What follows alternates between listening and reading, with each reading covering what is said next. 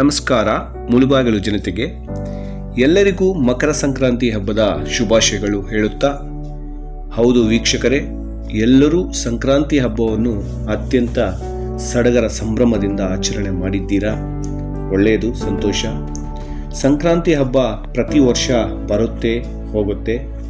ಆದರೆ ನಮ್ಮೂರ ಶಾಲೆ ಒಮ್ಮೆ ಮುಚ್ಚಿದ್ರೆ ನಮ್ಮ ಮಕ್ಕಳ ಭವಿಷ್ಯತ್ತು ಏನಾಗಬೇಕು?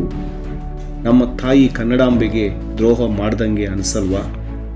ಸ್ನೇಹಿತರೆ, ತಾಲೂಕಿನ ಸುಮಾರು ಹಳ್ಳಿಗಳಲ್ಲಿ ಸರ್ಕಾರಿ ಕನ್ನಡ ಶಾಲೆಗಳನ್ನು ಮುಚ್ಚಿದ್ದಾರೆ. ಇದಕ್ಕೆ ಕಾರಣ ಏನಿರಬಹುದು?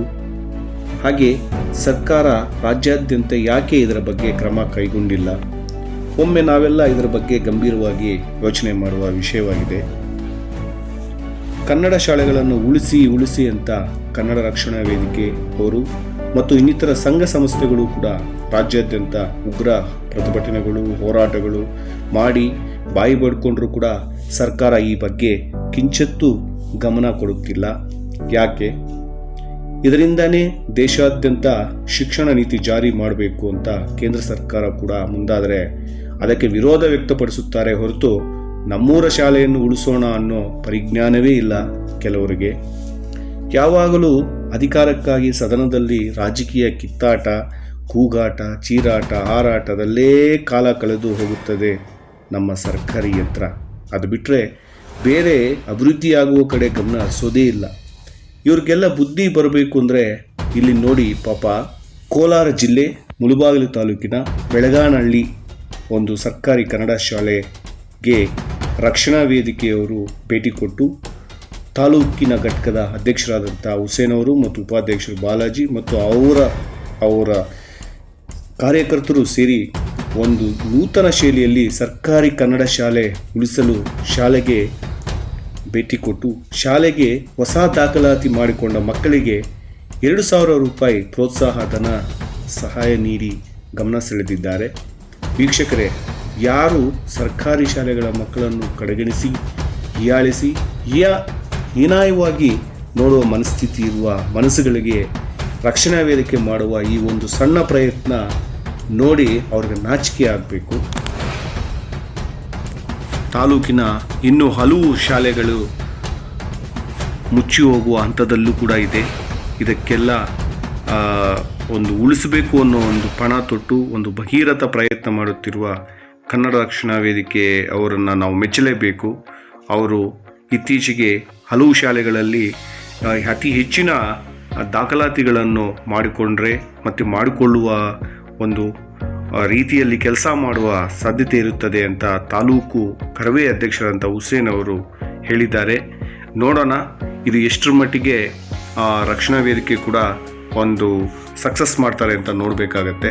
ಬಟ್ ಅವರು ತುಂಬ ಪ್ರಯತ್ನ ಪಡ್ತಿದ್ದಾರೆ. ಇದಕ್ಕೆ ನಮ್ಮ ರಾಜಕೀಯ ನಾಯಕರು ಕೂಡ, ಸಮಾಜ ಸೇವಕರು ಕೂಡ ಕೈ ಜೋಡಿಸಿ ಇನ್ನಷ್ಟು ಅಡ್ಮಿಷನ್ಗಳು ಮಾಡಿಸಿ ಆದಷ್ಟು ಶಾಲೆಗಳನ್ನು ಉಳಿಸಬೇಕು. ಒಮ್ಮೆ ಶಾಲೆ ಮುಚ್ಚಿದರೆ ಊರಲ್ಲಿ, ನಮ್ಮೂರ ಶಾಲೆ ಅನ್ನೋದನ್ನು ಮುಚ್ಚಿದರೆ ಮತ್ತೆ ರೀಓಪನ್ ಮಾಡಬೇಕಂದ್ರೆ ತುಂಬ ಕಷ್ಟ, ಆಗೋದೇ ಇಲ್ಲ.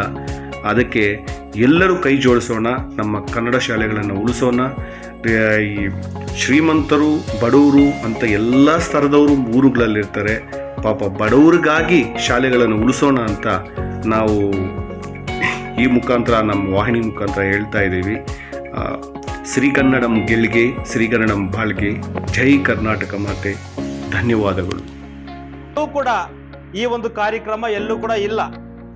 ಆದರೆ ಒಂದೇ ನಿರ್ಧಾರ, ಮೂಡಲಬಾಗಿಲು, ಮುಳುಬಾಗಿಲು ದೇವಸ್ಥಾನಗಳ ನಾಡು ಅಂತ ಖ್ಯಾತಿ ಪಡೆದಿರುವಂತಹ ನಮ್ಮ ಮುಳುಬಾಗಿಲು ನಾಡಿನಲ್ಲಿ ಸರ್ಕಾರಿ ಶಾಲೆಗಳನ್ನ ಉಳಿಸ್ಬೇಕು, ಸರ್ಕಾರಿ ಶಾಲೆಗಳನ್ನ ಬೆಳೆಸಬೇಕು ಅನ್ನೋ ನಿಟ್ಟಿನಲ್ಲಿ ಈ ಕರ್ನಾಟಕ ರಕ್ಷಣಾ ವೇದಿಕೆ ಒಂದು ಹೆಜ್ಜೆ ಮುಂದೆ ಇಕ್ಕಿದೆ.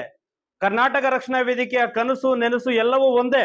ಏನಪ್ಪಾ ಅಂದ್ರೆ ಸರ್ಕಾರಿ ಶಾಲೆ ಉಳಿಸ್ಬೇಕು, ಸರ್ಕಾರಿ ಶಾಲೆಗಳನ್ನ ಬೆಳೆಸಬೇಕು, ಸರ್ಕಾರಿ ಶಾಲೆಯ ವಿದ್ಯಾಭ್ಯಾಸವನ್ನ ಊರಿನಲ್ಲಿರುವಂತಹ ವಿದ್ಯಾರ್ಥಿಗಳು ಪಡ್ಕೊಳ್ಳೋ ಮನೋಭಾವನೆ ನಮ್ಮ ಕರ್ನಾಟಕ ರಕ್ಷಣೆ ಇರೋದ್ರಿಂದ ಇವತ್ತು ಬೆಳಗಾನಹಳ್ಳಿ ಏನು ತಾಲೂಕಿನಲ್ಲಿ 25 ಮಕ್ಕಳಿಗೆ ನಾವು ಎಲ್ಲ ಒಂದು ಶಾಲೆಗಳನ್ನ ಊರುಗಳಲ್ಲಿ ವಿವರಣೆ ಮಾಡಿಸ್ಕೊಂಡಾಗ ಬೆಳಗಾನಹಳ್ಳಿ ಶಾಲೆಯಲ್ಲಿ 12 ಮಕ್ಕಳಿದ್ದು 1ನೇ ತರಗತಿಗೆ ನಾವು 2 ಮಕ್ಕಳನ್ನ ಇಲ್ಲಿ ಪ್ರಾರಂಭಕ್ಕೆ ಜಾಯಿನ್ ಆಗಿದ್ದಾರೆ.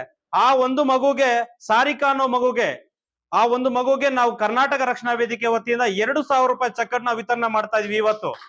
ಅದರ ಜೊತೆಗೆ ಇದು 1 ವರ್ಷ 2 ವರ್ಷ ಅಂತಲ್ಲ, ಪ್ರತಿ ಒಂದು ವರ್ಷನೂ ಕೂಡ ಆ ಮಗು ಇಲ್ಲಿ ಓದಿದಾಗ 1ನೇ ತರಗತಿಯಿಂದ 5ನೇ ತರಗತಿವರೆಗೂ ಕೂಡ ಶಾಲೆಯಲ್ಲಿ ಓದಿದಾಗ ಪ್ರತಿ ಒಂದು ವರ್ಷನೂ ಕೂಡ ಏನು ಇವತ್ತು ಏನ್ ದಿನಾಂಕ ಇರ್ತದೆ, ಮುಂದಿನ ವರ್ಷ ಅದೇ ದಿನಾಂಕಕ್ಕೆ ನಾವು ಆ ಮಗುಗೆ ಚೆಕ್ ಅನ್ನ ವಿತರಣೆ ಮಾಡ್ತೀವಿ. ಅದರ ಜೊತೆಗೆ ಮುಂದಿನ ವರ್ಷ ಯಾರು ಸರ್ಕಾರಿ ಶಾಲೆಗೆ ಮಕ್ಕಳು ಜಾಯಿನ್ ಆಗ್ತಾರೆ ಆ ಮಗುಗೂ ಕೂಡ ಸಹ ಕೂಡ ಒಂದನೇ ಎಷ್ಟು ಮಕ್ಕಳನ್ನ ಜಾಯ್ನ್ ಆಗ್ಲಿ, 1 ಆಗ್ಲಿ 2 ಆಗ್ಲಿ 3 ಆಗ್ಲಿ 10 ಆಗ್ಲಿ 20 ಆಗ್ಲಿ, ಆ ಎಲ್ಲಾ ಮಕ್ಕಳಿಗೂ ಕೂಡ ನಾವು ಪ್ರತಿ ಒಂದು ವರ್ಷನೂ ಕೂಡ ಕರ್ನಾಟಕ ರಕ್ಷಣಾ ವೇದಿಕೆ ಹಾಗೂ ಊರಿನ ಒಂದು ಸಮೂಹದಲ್ಲಿ ಯುವಕರ ಒಂದು ಅಧ್ಯಕ್ಷತೆಯಲ್ಲಿ ಎಲ್ಲ ಕೂಡ ಒಂದುಗೂಡಿಸ್ಕೊಂಡು ಆ ಮಕ್ಕಳಿಗೆ ಚೆಕ್ ಅನ್ನು ವಿತರಣೆ ಮಾಡುವಂತ ಕಾರ್ಯಕ್ರಮ ನಾವು ಮುಂದಿನ ದಿನಗಳಲ್ಲಿ ಮಾಡ್ತಾ ಇದೀವಿ.